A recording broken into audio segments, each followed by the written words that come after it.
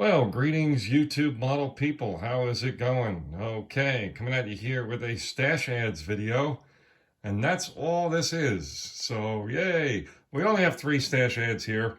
I've accumulated them at different times, and the most recent one I obtained with about a week ago, thereabouts, in the mail. The other two, well, the other one I bought through, online as well, and one I bought in person. So again, we'll get into it here in a couple seconds. But let me first just wish everybody here today on Monday, September 4th, 2023, a happy Labor Day here in the United States, and also to our friends up north in Canada. They're also celebrating Labor Day today. The first Monday in September is when that is for the United States and for Canada. There's about 160-ish countries that celebrate Labor Day, but usually it's around May time frame of the year, it seems. So there you go, a little Labor Day history for you. So again, hope you're all having a great weekend. I hope some of you have an extended weekend, 3-day weekend, which includes today. So that aside, let's show you what we got for stash ads. This is an interesting kit you're going to see very, very soon in action. So basically, it's not a lot of pieces to this kit. I'm just taking a look now. That's why you don't see it yet. 97 pieces. But I picked up this guy here, this Dodge Charger SRT 8. I just think it's a cool looking car. And I was basically looking for a choice, a pick, whatever have you, for the, and then you got a nice build up on the side of the box here of the car. I was looking for a choice for the 2023 Cancer Awareness Group Build, which is coming up here fairly soon. So this is what I picked for that upcoming build. To get the scissor doors, which makes it extra wicked, right? I've never built a car with scissor doors before, which is going to be fun. It's actually listed as only a skill level 2, so should be interesting. So that's the number 1 kit there that the first one I received a while ago now, ordered online.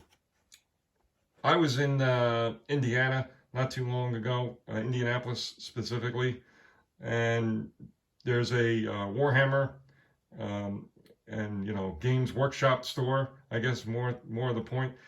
But there's plenty of Warhammer and Games Workshop and a whole bunch of other types of things there. And I walked around quite a bit. I had some time to kill in between some things.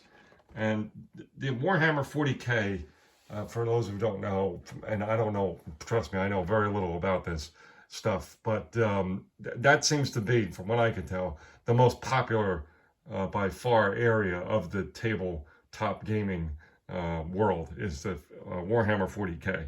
So the fact that this particular model costs a lot of money is probably not a surprise. It's a very interesting box. I'll just show you the box here first. It's very thin, and it's just sort of like almost like a standard piece of 8.5 by 11. But yeah, I just thought this looked super cool. This really wicked, rough and tough looking vehicle here, driven by an orc. Someone told me that's an orc. I wasn't positive what that is. There's some creature thing. I think he just looks super cool sitting in there. And on the back, they got some awesome pictures here too, of the built model, which is just super cool. There he is.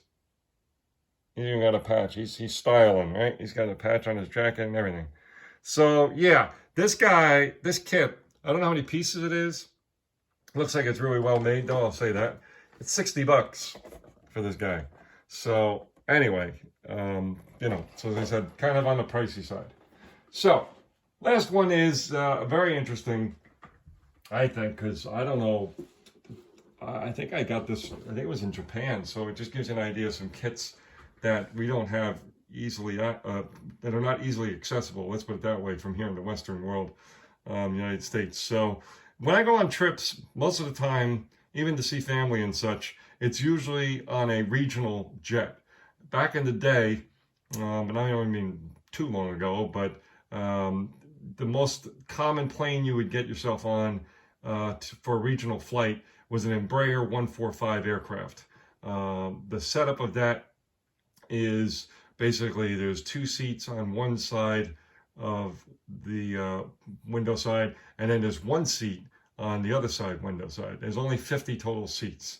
They seem to be, and I can't say this for sure, I never really researched it, but they seem to be phasing these out as they come of age and replacing them with either the Embraer 170 or the Embraer 175 aircraft, which holds up to 80 and then maybe 75, I think is one of them. So they're almost the same capacity.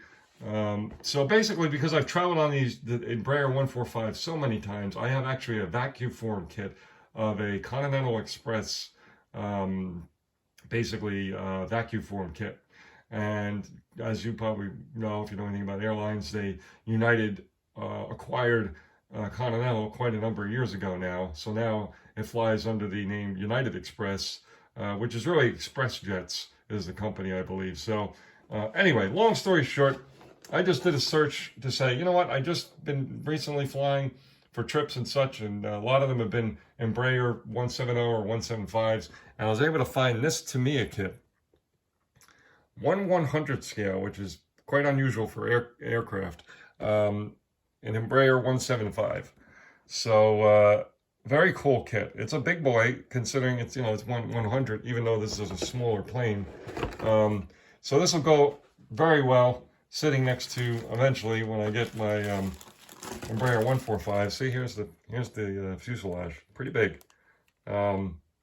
So yeah, it'll look very cool, the two of them sitting together. One will be the Embraer 145 I have will be a Continental Express, because that's really most of the time I flew those planes was on Continental Express.